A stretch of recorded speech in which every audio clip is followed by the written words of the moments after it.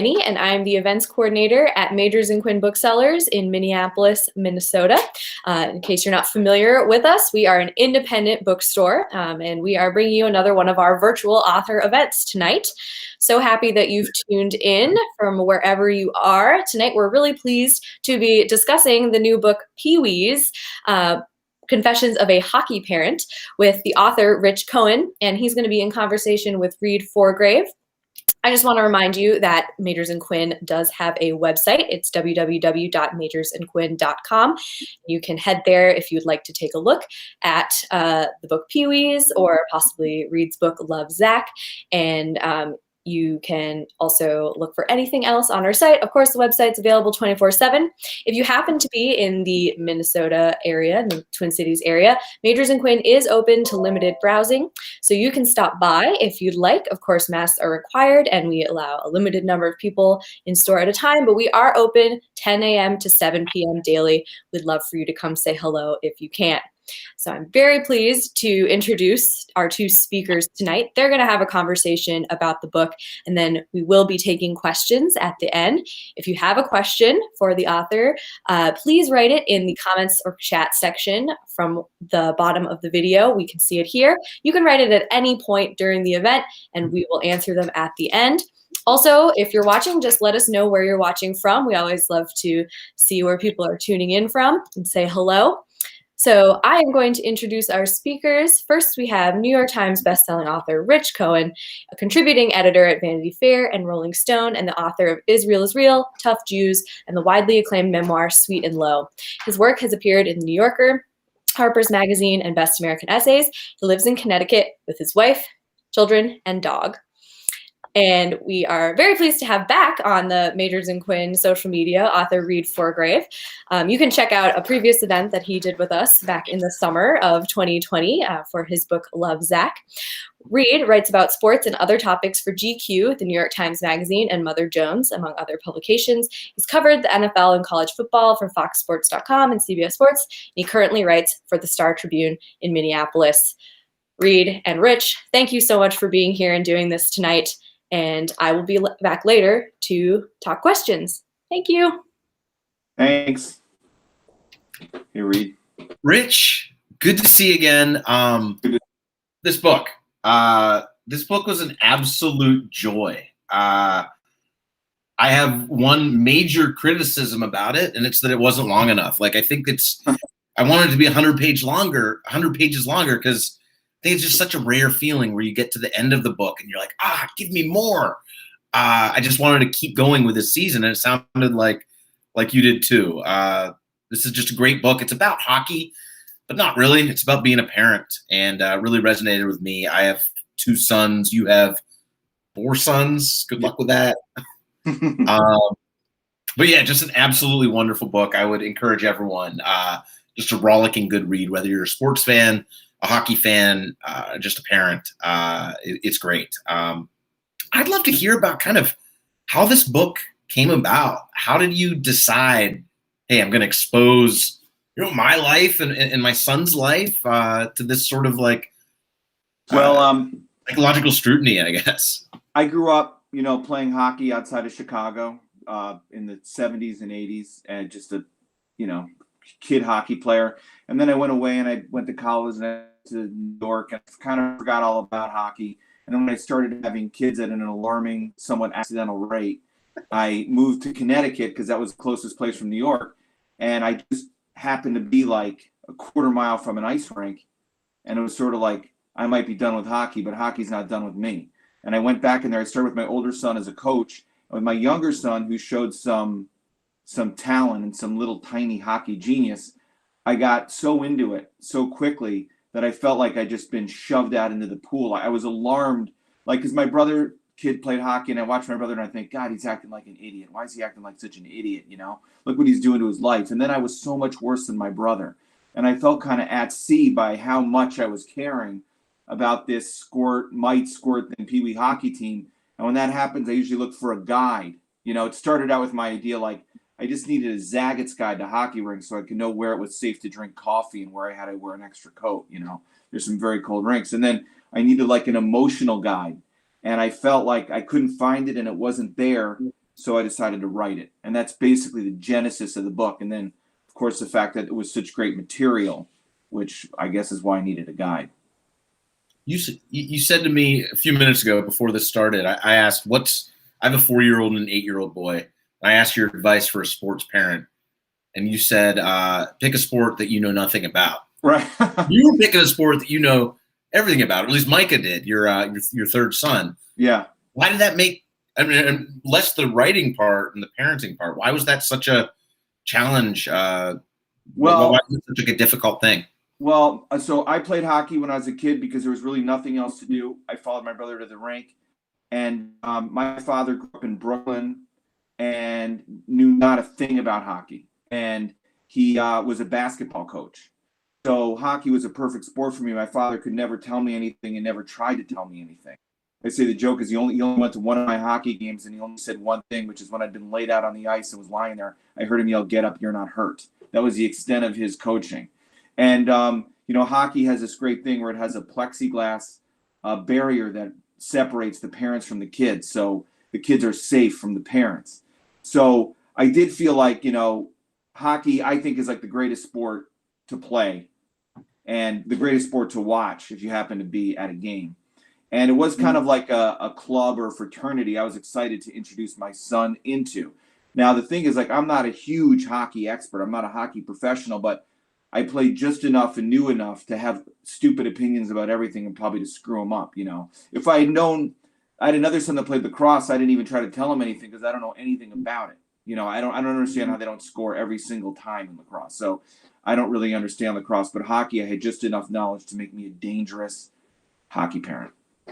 Well, then let's hope my sons don't get into baseball because I have just enough knowledge there that I could I could have strong opinions without having any skills of my own. The way this book, for those who haven't read it yet, the way this book is structured, it's a pretty linear narrative. It's the story of one season. It starts at tryouts and it ends after the last game. And it's centered around Micah, who then was your 10-year-old son, now is 13. Yeah. Or was he 11 at the time or turned 11? Yeah, he was 11, I think. Yeah. I'm curious, how did your negotiations with Micah go when you were proposing this book? Was he on board? And I'm curious if he read it and what he thought of it. He didn't read it. He's listened to it because we have the audiobook, so that's a much better way. And his only complaint about it was right at the beginning of the book, I describe him accurately, I believe, as a peewee who could pass for a squirt, which is younger, and that pissed him off. And so that was the one gripe he had. And I told him about it. He knew about it, but when you're a kid, this is the saving grace of kids. Kids when's it going to come out? I had a couple of years. It's like that might as well be 50 years from now. It's like it's not real. When I was a kid, my father wrote a book called "You Can Negotiate Anything." He wrote it in our basement by hand with calligraphy pen on yellow legal pads. And it was a huge bestseller, and it began with me. It opened with a scene basically about how I was negotiating as a kid by standing up on a table at a restaurant and yelling, "This is a crummy restaurant." So I never had to go to a restaurant again. That was my way of negotiating. And I was incredibly humiliated, but also happy to be in a book. So I kind of understood the psychology of being written about in your father's book. It's like a family tradition. So I think he's, the big thing was he wanted to be on the cover. So he tells people that that's him on the cover, and it looks just like him, but it's not him. And you can know because he plays lefty and that kid's a righty. I assumed it was him. And he has plenty of pictures throughout the book. So you're fine, Micah. You did well. When you're writing about such an intimate thing, you're writing about fatherhood, and Micah seems like a great kid, not perfect throughout this book. I'm curious how you balance being a father with being a clear-minded journalist and a clear-minded writer, and be like, if Micah's a jerk to one of his teammates, I'm going to have to write that. Right. Well, I don't present myself as a clear-minded or sane journalist. I think I present myself more as a hockey parent. And I start the book with the tryouts, and I start with the thing that happened, which is a parent noticing that I was very stressed out, worried about me, gave me an edible. He had an edible because of his own medical condition. And he said, you should take one of these. And I just popped it in my mouth without ever having done that before. And the result was, I think I was stoned for at least 3 days. And I feel like sometimes maybe I've been stoned ever since. So that's sort of like the Lion, the Witch, and the Wardrobe. That's the wardrobe that I go into the story through. It starts with me getting accidentally and incredibly high. So that's the view. That's the view of the story. You're taking it through my eyes. And I'm one of the things I realized in this course of being a hockey parent writing the book is nobody can be objective about their own kid and their own kid's ability. And I know that. So I know that, look, my father has another thing he says, which is believing is seeing. And everybody either thinks that their kid is the best hockey player ever or the worst hockey player ever. Nobody thinks their kid's just pretty much in the middle and average, which most of them are. So I tried to be as objective as I could, and I tried to, make my kid just what he is, which is one kid on a team of like 15 kids with no, just right in the middle of a group, right in the middle, and not make it about him and not to see him so much, as I'd want to see him, but as he actually was, which is just a cog in a machine that when it worked really well and was exciting to watch. Well, you've written what, probably about a dozen books, but a couple of them that I think, are most relevant to this. You wrote a book about Chicago Cubs, and you wrote a book about the Chicago Bears, famous athletes, sort of like the mirror image of what you're writing about in this Pee Wee book. And I'm curious, what were the similarities when you're writing about these famous teams, and what was just completely different? How'd you approach things differently? Well, see, first of all, it's interesting because I wrote about the Bears and I wrote about the Cubs, and I always wanted to write about hockey. And at first I thought, because that's like my sport, and at first I thought, well, I'll write about like the Chicago Blackhawks or the Montreal Canadiens, the great teams of when I was a kid. And then I thought I should write about youth hockey. This is part of it too, because that's the most pure form of the sport. And that's the most pure form of sports. These are just kids playing because either their parents love the game and are making them play, or they love the game and making their parents drive them. Or sometimes those two things come together and it's beautiful, So basically that was, and then when I got into it, and I did think a lot about the Bears book, especially because I wrote about the '85 Bears, and I spent a lot of time with the guys on that team. And I realized, it's mostly similar, weirdly. So like in football, there's this thing now with the NFL Combine where they very carefully measure all these different physical skills of these players, and they draft the players who do the best at the tests. And it's the same thing. I did a story for Harper's about the NFL Combine recently and went right to these tryouts with my son. And it's like a little kid version of the NFL Combine where they have these outside evaluators come in, and they're supposed to be totally objective, and they put kids in these jersey numbers, and they judge individual skills. And so what they get is they get the best skaters, but not necessarily the best hockey players, because all the intangibles can't be measured, so it's as if they don't exist. And you only really know who the best hockey players are when you're like in game 5 of a 6-game tournament, you're way behind. Half the kids have quit. Half the kids are still playing. The ones who are still playing, those are your hockey players. And what the '85 Bears told me, the guys who put the team together and the players, is what made that team great is they drafted the best football players, not the best athletes. So they got a guy like Jim McMahon, who would have done terribly in the combine, who didn't have a great arm, wasn't very tall, was always a little bit chubby sometimes, but he was just an incredibly great quarterback because of all the football sense.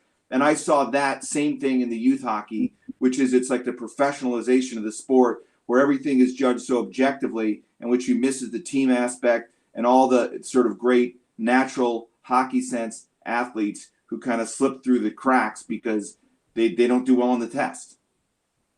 When I was reading that part of your book, it sent me back a decade when I read this Malcolm Gladwell story in the New Yorker, The Quarterback Problem, which was about how it's impossible to judge an NFL quarterback based on what they are in college because it's a completely different thing. You got to put them in the moment.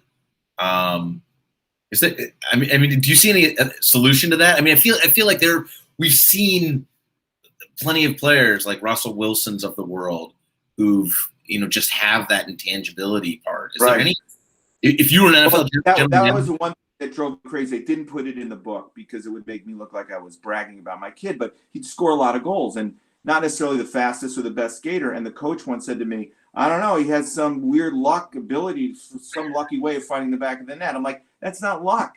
That's the thing he can do, which is he finds some weird way to score even when he's playing against kids better than him. And that's the thing that you can't teach. And that's the thing that got me excited about him in the first place.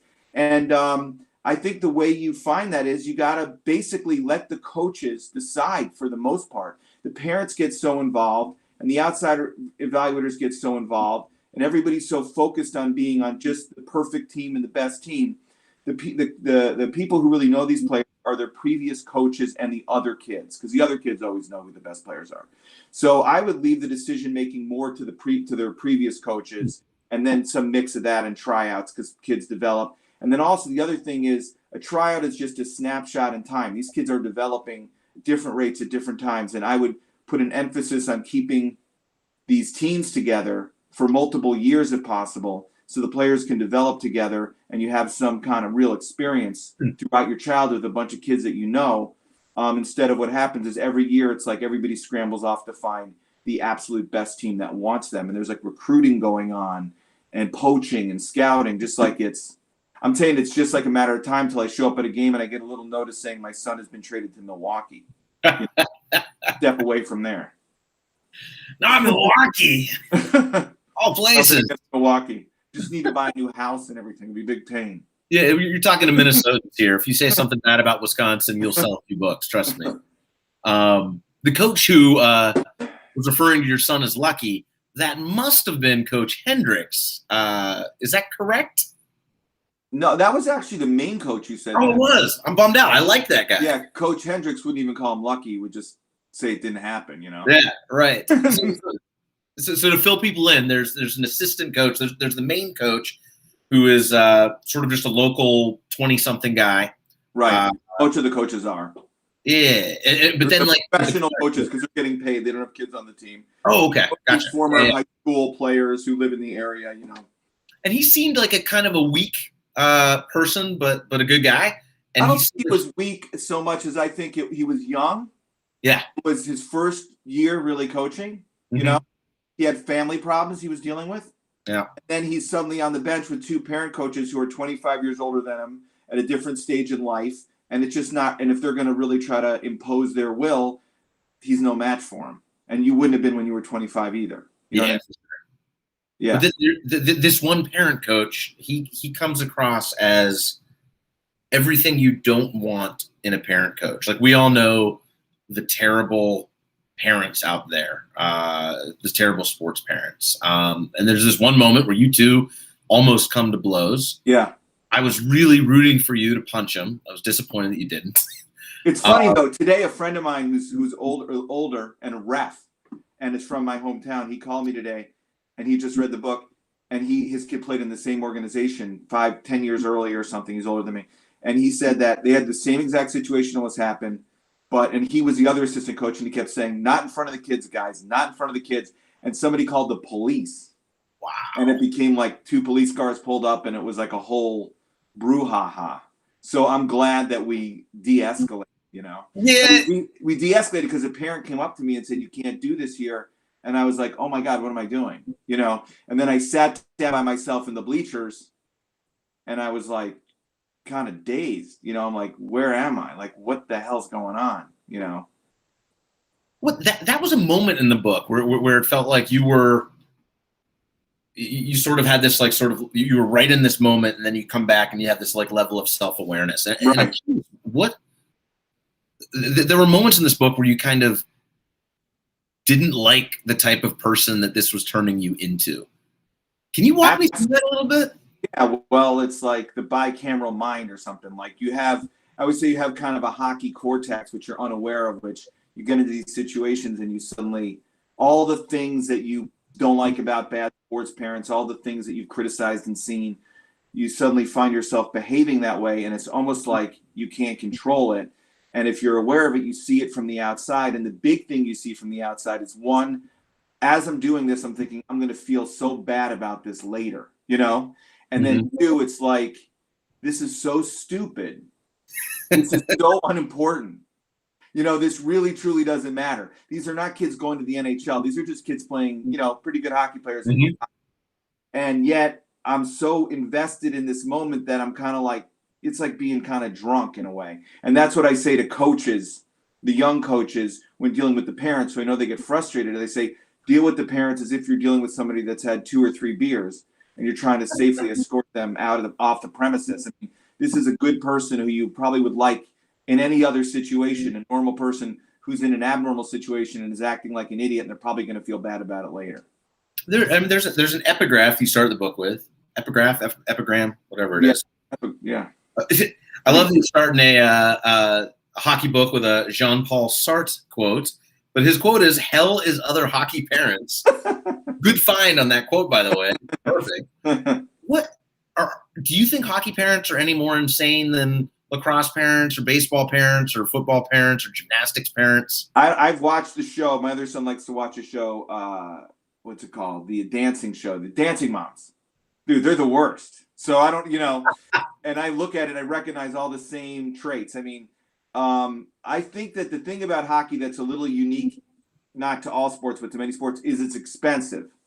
And there's this great deal of economic diversity. So you have some people for whom the money, which might be like $10,000 a year, is like they're scraping together that money, and it's hard to get that money. And the rink has a like a scholarship program to help some parents. And then you have other people, because our organization draws from the area, who it's no big deal. $10,000 doesn't matter, And so when you put somebody in this situation where they're really invested a lot, they put a lot of money and they put a lot of time in, and then let's say I know it's not the same in Minnesota. I know you don't drive as far, but we might drive 6 hours to play a game. So if you drive 6 hours or 5 hours to play a game and you notice your kid's not playing very much, sitting on the bench, you get pissed off about that ice time, and all that stuff boils over, and you try to be like a good parent teammate, but you're thinking, I'm paying the same money, I'm spending my entire weekend, and my kid's depressed and is excluded from the playing time, So I think that all starts to boil over. And then also a lot of these people, you look at it and it's what you're looking at on the ice sometimes. When it works, it's beautiful. And when it doesn't work, you don't understand what the coach is doing. But the fact is that one big realization for me is that all the losing that happens, because this team lost a bunch, it's like very necessary. And it's one of the most important things that happens in the year, which is the kids ultimately become a team and learn how to be better hockey players by losing. Mm-hmm. And our team lost a lot, and it brought them together, and they became a much stronger team. So I say they kind of they learned to win by losing. I don't know, even though I live in Minnesota, I'm not from here. I don't know that much about youth hockey culture, but I was stunned at the length of the season. And when you're at some point, 3/4, 80% through the book, you say what the record is, and it sounds like an NHL team. It's like 42 and 38. It's like, what the is this? This is like semi-pro almost. I don't remember it being like that when I was a kid. I remember it being a much shorter season, and I tried to organize the book by the season, because I remember hockey being fall and winter, and then there was a separate spring league if you wanted to play. And now they start in the summer, and when it's as hot, when you just want to be at the beach, and they end, and it's like, well into the baseball season. So it is like this unbelievably long season. And as a hockey parent, you end up spending more time with the other parents than with anybody you have since you were in college. Like, say, if you're in a fraternity. I mean, it's absolutely nuts. So these people become the most important people in your life. So and you spend a lot of time in hotels and crappy hotels and driving a lot. And that shows you the big difference between the kids and the parents, which is the kids love what the parents, maybe some of the parents don't like, which is, if you ask my son, Micah, what's the best thing about playing hockey, he would say the breakfast buffets at the hotels. I mean, that's what he loves, and that's what he'll remember. And if you were like, this year they're playing hockey, but they're not traveling and not staying in hotels, and he says it's not really hockey because there's no breakfast buffet. That's great.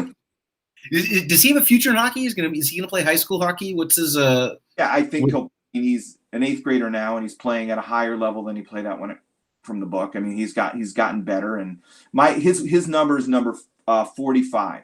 Okay. And we were given he chose a bunch of great hockey players from the past. All those numbers were taken. So I'm like, okay, so we're going to choose my favorite bear that I wrote about that I became friends with was Gary Fensick, who's on the Bears. And what I loved about Gary Fensick was he said that he was never the best or even the second best on any team he played on in his whole entire career, even in high school. That he only got recruited out of high school because they had a great quarterback, and all these college coaches came to watch film of the quarterback throwing, and somebody finally said, "Who's catching all those passes?" And that was Gary Fensick. And he was drafted as basically a wide receiver for the Dolphins, and he ended up being a free safety for the Bears. So to me, that's the classic kind of guy who's just working his ass off and basically getting better all the way up. And that's kind of what I hope. I don't know, probably play in high school, I think, but he's improving. And the main thing is he loves it. He loves it. So that's another Malcolm Gladwell thing, which is Malcolm Gladwell said, you need 10,000 hours of practice to become a master, right? Book Outliers. Outliers, I think that's the book. What he doesn't say is, one, you can practice for 10,000 hours and still suck. Doesn't mean you're going to be good. And two, for the people that do those 10,000 hours of practice, it doesn't feel like practice. It feels like you're playing, So when you're out on a pond screwing around with a bunch of friends, that's part of the 10,000 hours, And the times when these teams get kind of off track is when they make the practices just practices. You know what I mean? And it becomes a grind because some of these kids play so long, and some of the kids go out and they play all summer. We go away in the summer, and I always joke, it's like if you leave work and you say goodbye to somebody and you come back the next morning and you realize this guy's been here all night. Looks like crap. He's wearing the same clothes. You get back to hockey in the end of the summer after our summer vacation, and there's a bunch of kids that have been at the rink the whole entire summer. And it's never like they've made this huge leap and they're better. It's more like they just want to stop playing hockey. And the kids who go away and come back with a jump, because they're excited to get back on the ice, which is just a good thing. It tells you about vacations and recharging and doing something different in general. It's better to mix it up, better for the soul. What I'm curious, sort of the ethics when you're going into writing a book that is so intimate. Do you tell right at the beginning of the season? Do you hold a team meeting? You're like, "Hey guys, I'm gonna write a book about this, but don't worry, I'll change your names." How do you look at when you're looking at what names to change slightly and not make him identifying too much? How do you think of that? Well, the first answer is no. I just do what I do, and I compartmentalize, and I worry about everything as it comes up. You know what I mean? So it's like when you're writing, and you're a writer, you're in a different frame of mind than when you're experiencing or reporting. For sure. And your loyalty, you feel like, is to the writing and to the story, and you don't worry about any of the consequences. You worry about those later. That's how I approach it. Second of all, when I decided to write this book, I was going to write about a different season, and then this season happened. So if I had that meeting, it wouldn't have meant anything because I didn't write about that season. And then thirdly, my big object was to disguise these things, except for Micah and myself, disguise everybody else to such an extent that they wouldn't recognize themselves, as much as possible. So, I mean, some things you can't really hide, right? Like our big arguments I had and stuff. But I know I was successful, one, because by the end, when I was going over the final page proofs, I couldn't remember who was who, And part of it is, to be honest, I used names of kids that I grew up with. And I did that. I did it because I still friends with all these guys, and they always claim they've read all my books. And I'm like, I don't believe them, and let's do a little test. And I haven't heard from a word of the guys whose names are in this book. And then, but you start, when you hear a name and you just picture somebody, then the name's like a real powerful thing. And then a guy from my son's last team came up and said, he saw that he was in my book and he read it and he thought it. I'm like, you weren't in the book.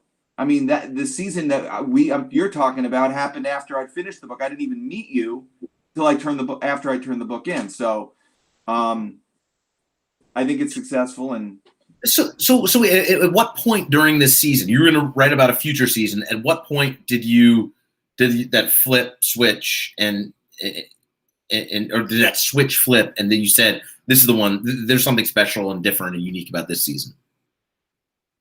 At the end of the season, when I was like so upset, and so crazy about it that I'm like, I want to write about it just to figure out what it means. Like, maybe if you write about it, you can understand like what it means, and maybe you can, heal yourself, kind of. It's like, so maybe you can. It's like kind of a self-help book in that way. That's why I called it Confession. Because it's a stupid thing. It's youth sports. It's parents who are all good people, just in different situations reacting in a different way. Mm-hmm. But while it's happening, it feels like a microcosm of everything that's right and everything that's wrong with America.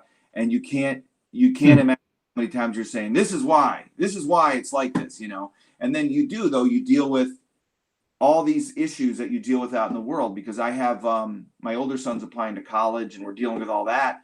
And that's just like the hockey tryouts, except I say less important. My wife says more important. We'll find out. Your wife really needs to get her priorities straight, man. That's absurd. How did the writing of this book change, and not necessarily the traveling and the doing the parent stuff, but the writing of it? How did that change your relationship with Micah, with your son? I don't think it did. I mean, first of all, we were away in Maine, and I wrote it in the summer when hockey was as far away from me mentally, imagine. And I mean, Mike is a better person than I am, and I think he comes off that way in the book, and this is true. And he's got a different temperament, much better temperament. I mean, even when I played hockey when I was a kid, I played hockey with a lot of anger. So if you ask if I had fun playing hockey, I couldn't really say I had fun. I was angry all the time as a kid, I'm talking about. And I tried to tell him early in his hockey career that this is an angry game and you have to play it angry, and he just doesn't play that way. And finally I realized that's the wrong thing to be saying, because he's better than me and he's able to play much longer because he's not burning himself out with this kind of anger that comes from who knows where it comes from. So there was a point, and I have it in the book, where I thought he was getting shafted and wasn't being treated fairly. And they moved him down to this third line, stupid thing. And I thought it was unfair because he'd gotten hurt, and I didn't think he'd lose his place by getting hurt. And I got in a whole thing with the coach, and I acted like an idiot. And then I got in the car, and he's like doesn't care at all, no, doesn't care. He's eating Mike and Ike's. And I got like, why do I care and he doesn't? And I'm like, aren't you mad? And he said, no. I said, why not? He said, I don't care where they put me. Wherever they put me, it's still hockey. And then I felt like the biggest idiot in the world. Of course, he's absolutely right. And I'm, so that's, I can't get into his head, but that's how he is on the outside. So that's the saving grace of all this. And it's not just him, it's all these kids, which is the kids got it right. And the thing where the season goes wrong is where the adults get too involved and bring in all the criteria of the adult world and turn the kids' youth hockey into a mirror of the adult world, as far as the tryouts and the different groups and the cliques and all that stuff. That was one of my favorite parts of the book, was Micah's reaction right there. Yeah. And it felt like if you had to write one sentence moral of the book, it was that interaction between the two. I think so too. And not just, and for the book and for that season, for me, that was the thing. It's like, I've completely missed the point here, and he brought me back to it. That's cool. And I won't spoil the actual ending. Obviously the season comes to an end, but I thought the way Micah came across as a very joyful, level-headed kid, and the way you end the book was perfect. Just with Micah sort of being like, all right, let's move on. Right. I thought it was great. How did this, I'm curious how this changed your relationship with hockey, the process of writing this, or did it all? Maybe that's a silly question. I think the process of writing it caused me to get deeper into what I really think about, what I love about hockey, how hockey's and sports culture has changed, from my time, where really the changes are parents, which is this stuff, everything in America now seems way more important than it did when I was a kid. When I was a kid, even where you went to college didn't seem that important. I mean, if you're going to college, if you went to some Ivy League school or something, and I didn't really know anyone who did, I guess that could make a difference. But if you didn't go there, it didn't really make a difference. If you went to the University of Illinois or Illinois State or Michigan State or University of Michigan, it didn't make a difference. You're all ending up probably working in the same places in Chicago and the North Shore of Chicago. So, and now it seems like life and death. Like there's this great winnowing that happens where there are these cuts, and either you make it or not. And I feel it as a writer too. Like there's this brutal cut going on all the time. Like who's going to make it and who's not. And that goes all the way down to youth hockey. And that's the anxiety, which is it's not even what team am I going to make. It's like this fear of being left behind. I don't want to be left behind. I don't want to be left out. You know, I don't want my kid to be left out. And I really thought about, you know, all of that. And the truth is, if you'd asked my father why he wasn't involved, he would say, I was too busy making a living. Like stuff just didn't seem important to them. And now to my generation, it seems way more important. And a big realization I had of this was early on with my older son. When he was a squirt, I went into the locker room because he forgot his tape. I had his tape in my bag to give him his tape. And all the parents were in the locker room. So and I was weird. like, this is insane, man. This makes this not a team sport. It makes it, each one of these kids is like their own corporation and their own team. You know, it's like a bunch of tennis players with their parents playing on the same side of the net. And that was an extreme case. But that was, so I really examined all that. And I got to see, you know, but at the heart of it, it's still hockey. Like Micah says, it's still the great sport. And the teams still gel. And when they do, it's still this great thing to watch. So I think that it made me less change my opinion about hockey so much than American culture, because the stuff that's wrong with youth hockey is wrong with the country. It's just in the youth hockey ring too. It's everywhere, you know. That feels like what you're describing, that culture-wise, feels like something, the exact thing that's driving our kids into therapy and you know, addiction and all sorts of stuff. Which is what strikes me about your book is you don't come straight out and say that ever. Like there are little parts, but you don't have that sort of big sweep. You just kind of tell a story and let people. Is that just your style in general? Well, my style as I get older. Yeah.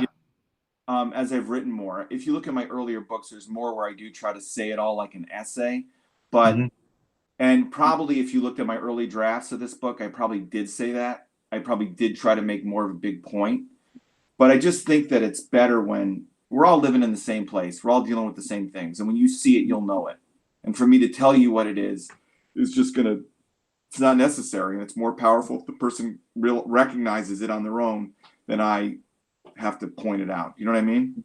I was just telling a friend, I just finished Isabel Wilkerson's book, Cast, which I thought was brilliant. And one of those books that just like shifted my brain a little bit. But my one criticism was that at the end, she goes from telling a story to becoming like prescriptive, like this is how we fix society. And it was the one part of the book that I didn't like. So, right. And sometimes I write that stuff and then I just read it again and that doesn't belong here, you know? But me as a writer, it's like my ego wants that stuff in. You write it, you're like, oh, I have this brilliant idea. What makes you, or maybe it's your editor, what makes you want to dial that back and not put in that sort of like, this is what this says about American culture? I just think it's part of getting older. You realize when you cut stuff like that, it makes the stuff that remains stronger. It's like currency. It's like inflation, that stuff. It ends up detracting from the stuff that's strong. You know, when you use like 5 sentences to say something you can say in 1 sentence, the 1 sentence that's left will have the power of the original 5 sentences and it'll be tight and compact. Now, people like a different kind of writing, but that's what it's like, a kind of a neatness. It's like sometimes you naturally reach the ending, but then you keep going. And that's part of how you're probably able to write it. It's like running through the tape in a race, you know? And then but when you go back and edit it, you can cut that part where you keep running and just keep it to the finish of the race. You know what I mean? And it makes it much more vivid and much more powerful when I'd rather have you feeling like, I wish this book were longer than I wish this book would end. Yeah, absolutely. Absolutely. You want them wanting more. Those past 90 seconds, I want to clip that and just send it to like master's writing classes. Cause that's great advice. And if there are any young writers listening, but by young writers listening, I also mean myself, like what you just described is my biggest flaw as a writer and as a journalist.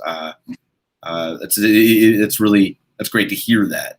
Are you different as a sports parent now than you were during this season? Now that you like had that writing time in Maine where you sort of examine this culture and examine yourself, have you dialed it back a little bit? It's impossible to say exactly because COVID. So Mike is playing hockey, but they haven't really been any games. But I will tell you this: early in the season, before they sort of shut it down, there was one game in New Jersey, and I was watching it, and I felt myself getting bugged again, man. I felt it coming back. I felt like it roaring, and I had to go outside. And now there's a difference is everybody's wearing masks, and I also didn't want to get infected. But it's like, I'm like, I probably shouldn't even be in here anyway for too long a time. But definitely, I don't think it has changed me because, like I said, I think it's like one of those things that's like in your brain. It's like biological, and you can't change it. What you can do is you can try to change your behavior. And what's interesting is when I looked at, after I started to really think about this, I started looking at the other parents in the bleachers, and from a distance, they all look like people that have developed different coping mechanisms, every one of them. So there's people that are keeping a very careful record of statistics. And it's because they got to do that to control themselves so they shut up. There's other people who will only watch the game alone because, if you go by, there's just a string of swear words coming out of their mouths, and everybody has their own coping mechanism. So that's what you control. But I don't think I'll have to see when the season starts again in earnest. But I just think that it makes me more self-conscious that I can't be an idiot at all anymore because everyone's like, look, that's the guy who wrote the book. You know what I mean? Yeah, right. I don't know if they're thinking that. Maybe they don't know that, but it makes me feel a little bit more conspicuous. By the way, if anyone wants to ask some questions, throw out some comments, there is a chat bar, and that'll come to us, and we can discuss that here. What that feeling that you're talking about, that bug, I mean, it almost sounds like a drug, Is that what is that at its root? Is it extreme love for your son? Is it your childhood? Is it competitiveness? Is it something about hockey or something about sports? Like how do you diagnose that when you can feel that bug starting to itch? Well, it doesn't always happen. Obviously, when things are going well, it doesn't happen.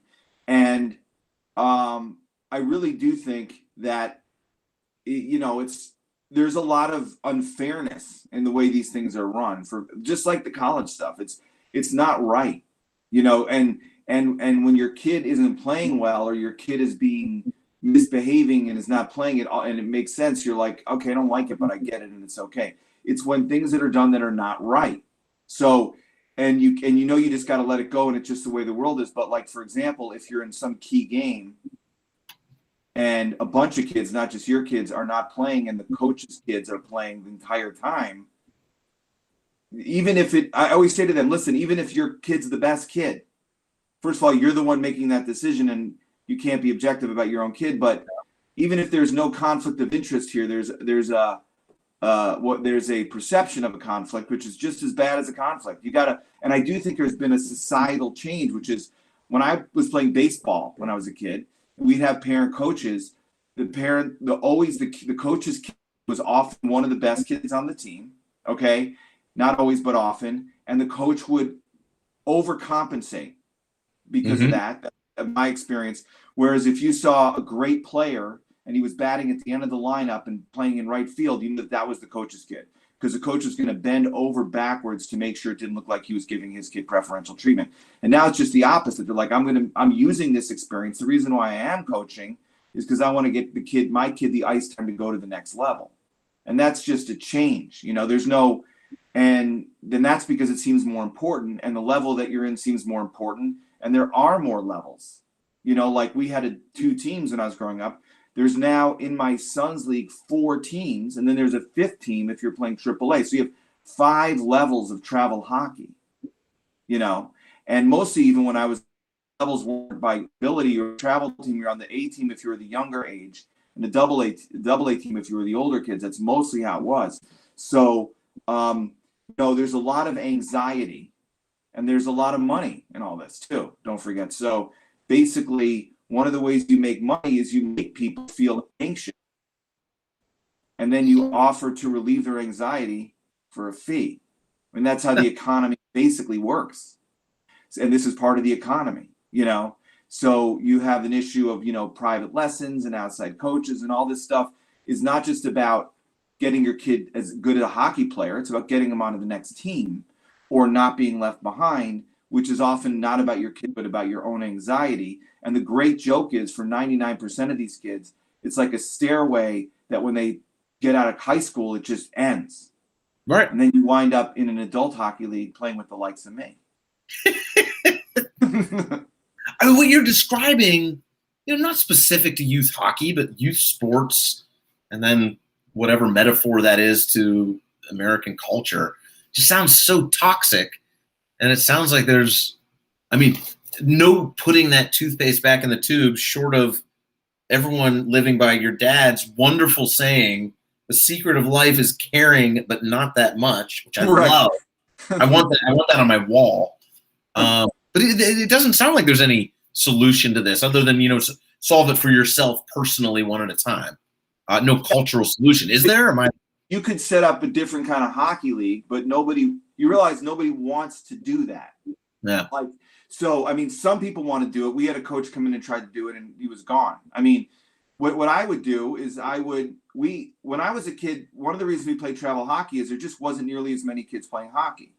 So to find teams where they were playing it as much as we were and as seriously as we were, you had to drive to get to their rinks.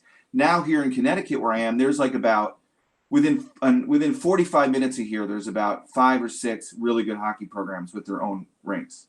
So I would set up an NFC North type situation where you just have these teams, instead of going all over the Northeast to play all these different teams once or twice, home and home, play these few teams 15 times, And one of the big issues is these programs can't retain kids, and kids leave. If you built a lot of loyalty to the program by creating these rivalries, the kids would want to stay. And instead of spending all that time driving, 6 hours driving you end up doing the math. You're like, okay, so the game is 45 minutes and my kid's probably playing, 10 minutes. So you're talking about 12 minutes. So instead of driving 6 hours for 12 minutes of hockey, you can just play right around here. And then you have this loyalty, and then keep the teams together as long as possible. And that would bring down the temperature on everything. And most of these kids are going to end up playing high school hockey anyway. And high school hockey isn't super elite hockey. It's just, high school hockey. So that's how that I think would do it. But you'd have to have a lot of people want to do it. And I'm somebody that's good at diagnosing, but not good at affecting. Let's say if you're good at affecting, that's a multi-million-dollar idea. You can make a killing with that. I have so many great ideas that I see other people end up inventing. There's a moment in this book about, 2/3 of the way through it, where you have something like I don't know if you call it a nervous breakdown or a health crisis. It's sort of brought on by hockey, by caring too much about hockey. And I had assumed that you'd gone into this season thinking, I'm going to write a book about this season. I didn't realize that the decision was made kind of afterward. Yeah. But when this happened, I was like, oh man, as a writer, I'd feel the pressure of, all the hockey pressure and the parent pressure, and then the pressure of I got to get myself right so I can go back and write this book. I signed a contract to write the book, but it was vague. Yeah. And there was I was working on other stuff. You know what I mean? Mm-hmm. And, that just, so basically when I was into the hockey season, that's all I was into. And the fact is, I used to worry a lot about, writing books, reporting, and maybe I still would but all that was in hockey. Mm-hmm. I didn't care about anything else. Right. So the thing is, I didn't want to move out of New York when I moved out of New York. I said I procreated myself out of New York. And I ended up in this place because I grew up in Chicago, and I could tell you which suburbs, I could tell you everything. Here, I don't even know where I am, man. I'm like, what suburb is this? I don't know where I am. I'm somewhere 50 miles outside of New York in Connecticut. I'm not from here. I don't know anybody from here. I'm a total stranger. I'm a super friendly Midwesterner. I think of myself that people here are completely different. And then suddenly, I'm like, I got to just get, and then a couple years later, I'm so involved in everything about this place because of hockey. And things that would happen would get me so upset that after I got home, I'd spend the entire night on the phone, and then I'd spend the entire night texting people, and then I would feel bad about what happened, and then bad about what I'd said about what happened, and then bad about what I said on the phone after what happened had happened. And then I'd be lying in there, and I'd be talking all the time, and I'd be saying to my wife stuff like, "Are you asleep? Are you asleep?" You know? So finally he's like, "You know what? You can't do this anymore. This is insane. I didn't know I married this person. We need to switch." Our older son is into musical theater. She's like, "You're going to be the musical theater parent now, okay? And I'm going to be the hockey parent." So it's great because I care about musical theater, but really not that much. So I was able to have the detachment but of course I was getting fed information from other parents, like, and then there's Live Barn, Live Barn. It's I've only because of this book, but now I do. Yeah. So I'm like on the sly watching the games on my phone and then getting yelled at for watching them, and the screen is freezing and I'm getting the wrong angle. So, and then I finally had to go back. Oh, that's funny. But that's my advice for hockey parents, that I've like practical advice. Just what you said is big advice I have is don't go to all your kids' games, because a lot of these parents, they will go to all 60 games, every game. And it's like, try to like go to only half the games. One, it's good for you, and two, it's good for your kid not to be performing for you, or to have you watching all the time, to be playing the game on their own with no parent around. The last thing I want to ask you, more just like a journalist question. You get to the end of the season and you're like, oh, wow, that was the season. That's the one I want to write about. What's the process of, do you have like a memory that's a steel trap, or are you going back and like trying to recreate and being like, oh, game 12, I remember this goal by Billy and such happened. How do you pull that off? That I remember that are very, very vivid. Mm-hmm. And my son remembers, and so I can ask him. And then I have this whole record of these texts and emails I wrote. That's great. And often I'd be sitting there and I'd be writing my wife as it's happening. This just happened. This just happened. This just happened. Giving her like moment by moment reports. And then there is records, which is the goalies. And this is a common goalie thing. The goalies' parents will often put like a GoPro up at the end. Oh, wow. They'll put together a highlight of every game, of every goal. So, and I have all that. That's great. And like the pictures in the book, for example, I didn't know my brother-in-law is a photographer, and he just wanted to come and he asked if he could take some pictures. You know what I mean? So, that's awesome. And he's just like an art photographer, so he just took pictures. So, so weirdly, compared to other things I've written about, there is actually a big record of documents that I wasn't keeping them for a book. I was just bragging and complaining to my wife. Thank God you didn't have one of those things that like delete your texts after 2 months or 4 months, whatever. I don't have that. If that, I probably, I don't know. I've never set it up. It exists. I unfortunately did set it up, and now when I go back to look at the text from a few years ago, I'm like, God damn it! I did think like the text, especially the text between you and there's a Broadway producer you were with on the team, that really like totally put you in the moment live. It's like, but that relationship, it's like the thing they say, if you can make one good friend at summer camp, it's a good summer. That's like the. Hey, and if you're a writer, making friends with a Broadway producer is not a bad idea. Well done. Well, this book was wonderful. It was. I would encourage everyone to pick it up. It's joyful. It's exciting. It's real. It's about parenting. I think hockey fans would love it. But even if you don't know anything about hockey, I think people really identify with the father-son relationship and wanting the best for your son. So I thank you for writing this. I thoroughly enjoyed it. It's great that you did this. I really appreciate you doing this, and someday I'll see you in person, I hope. Yeah. Buy a beer next time you're in Minneapolis. Oh, well, thank you both so much. That was great. I just love hearing about all the background of how this book was made. And thank you, Reid, for coming to be the interviewer. I think that's really nice to have you again. Thank you, everyone, for watching. As a reminder, I put the link to Pee-wee's on the Majors and Quinn website.